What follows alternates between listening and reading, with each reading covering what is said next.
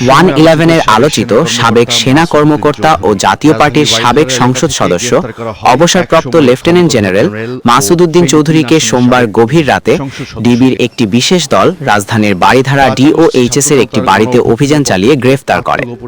তাকে আদালতে পাঠিয়ে রাজধানীর পল্টন থানায় করা মানব পাচার মামলায় তাকে 5 দিনের রিমান্ডে নেওয়া হয়েছে।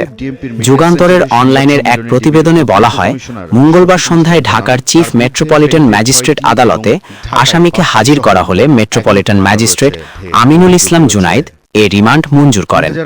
তবে ঢাকা মহানগর পুলিশের গোয়েন্দা শাখা ডিবি 10 দিনের রিমান্ড আবেদন করেছিল। ডিবি প্রধান অতিরিক্ত পুলিশ কমিশনার মোহাম্মদ শফিকুল ইসলাম জানান, মাসুদ উদ্দিন চৌধুরীর বিরুদ্ধে মানব পাচার, প্রতারণা, চাঁদাবাজি, হত্যাসহ ঢাকায় 5 এবং ফেনীতে 6টি মামলা রয়েছে। ফেনীর একটি মামলায় তার বিরুদ্ধে আগেই গ্রেফতারি পরোয়ানা জারি ছিল। 111 সরকারের সময় প্রভাবশালী সেনা কর্মকর্তা হিসেবে পরিচিত অবসরপ্রাপ্ত লেফটেন্যান্ট জেনারেল মাসুদ উদ্দিন চৌধুরী চাকরি থেকে অবসর নেয়ার পর রাজনীতিতে যোগ দেন। তিনি 2018 সালের নির্বাচনে ফেনী 3 আসন থেকে সংসদ সদস্য নির্বাচিত হন। এছাড়া তিনি অস্ট্রেলিয়ায় বাংলাদেশের হাই কমিশনার হিসেবেও দায়িত্ব পালন করেন।